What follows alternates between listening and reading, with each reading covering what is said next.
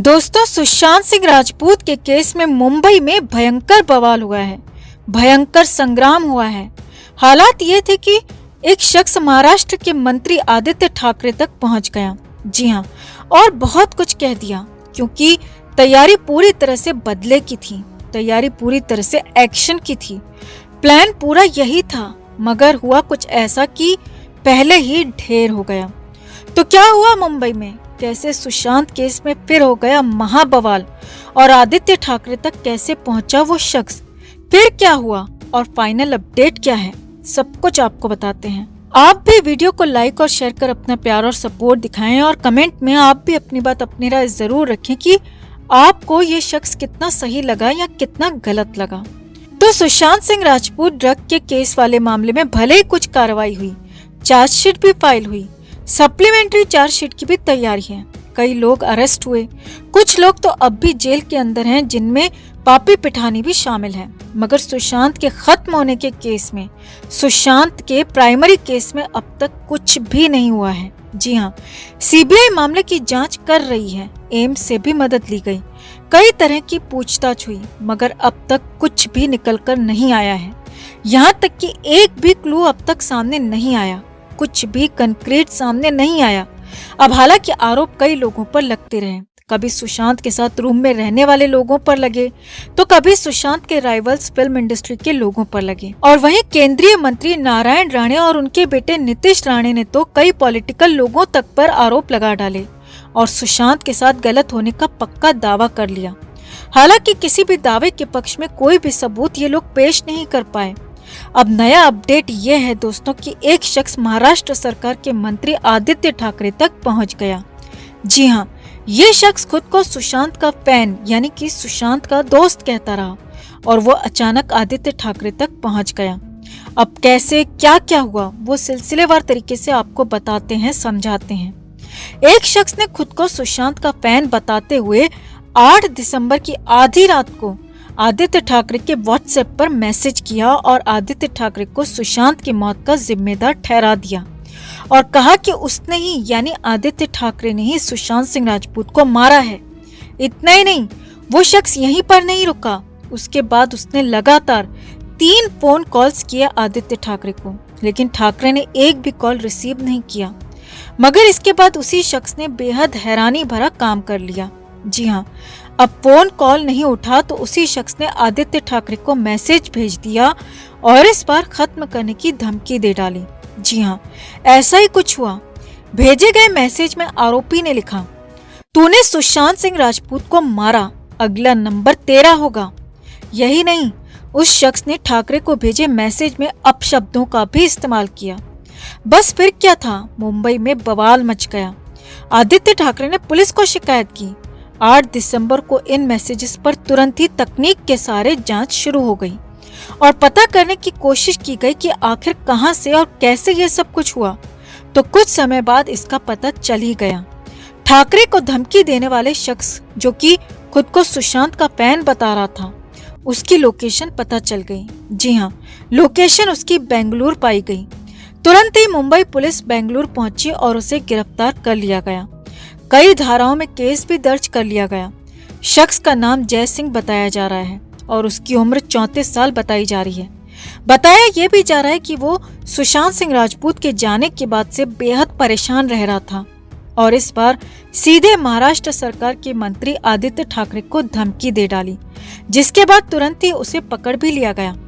खबर यह भी है कि वो शख्स लगातार सुशांत सिंह राजपूत केस को लेकर खबरों में रहता था, खबरों में बना रहता था, खबरों को लेकर बेहद परेशान भी रहता था और कई जो खबरें कहीं कहीं आदित्य ठाकरे को लेकर आरोप लगाए गए, उन्हीं आरोपों के इन्फ्लुएंस में आकर उसने आदित्य ठाकरे को धमकी भी दे डाली, क्योंकि आदित्य ठाकरे के खिलाफ अब तक कोई सबूत मिला ही नहीं है, कहीं से कोई बात ही नहीं आई है।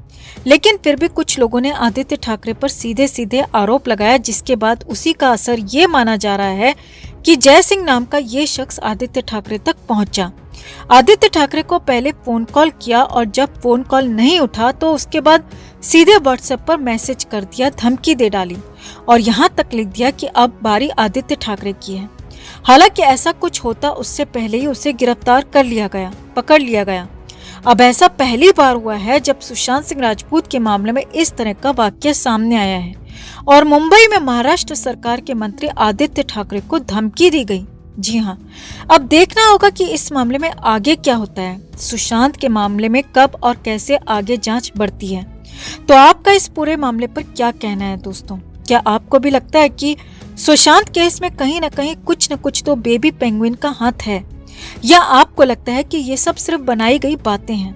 आप क्या सोचते हैं? कमेंट में आप भी अपनी बात, अपनी राय जरूर रखें और वीडियो को लाइक और शेयर कर अपना प्यार और सपोर्ट भी जरूर दिखाएं।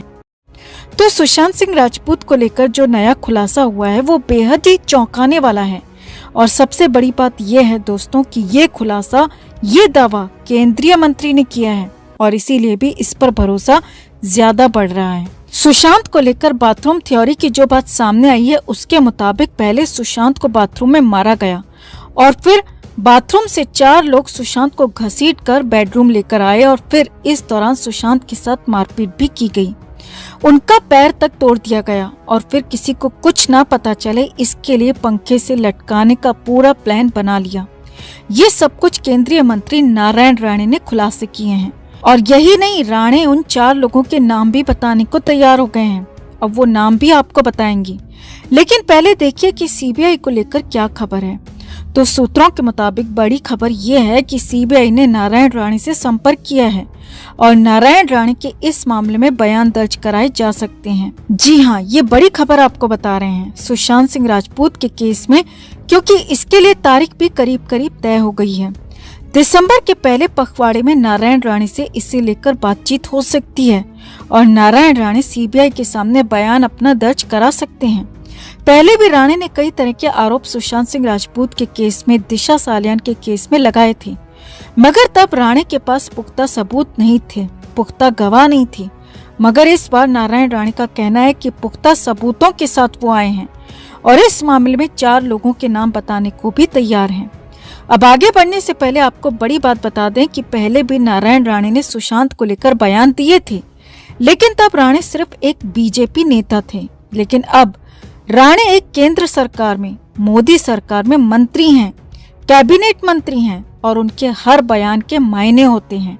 और अगर केंद्रीय मंत्री किसी मामले पर सबूत देने की, सबूत होने की, गवाह होने की बात कहता है, किसी मामले पर गवाहों को सामने लाने की बात कहता है या फिर कोई खुलासा करता है, कोई बड़ी बात बोलता है, तो फिर राणे की बातों को सुनना, समझना और जानना बेहद जरूरी है, क्योंकि केंद्रीय मंत्री ऐसे ही कुछ भी नहीं बोल सकता।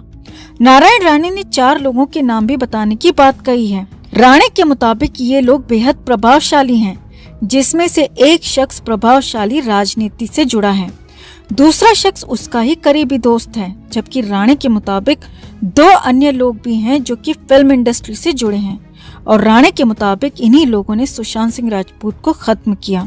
बाथरूम में गला घोंटा, फिर बेडरूम तक घसीट कर लेकर आए। नारायण राणे सीबीआई के सामने इन 4 लोगों के नाम बताने को तैयार हैं और पूरी तरह से इनका पूरा कच्चा चिट्ठा खोलने को भी तैयार हैं।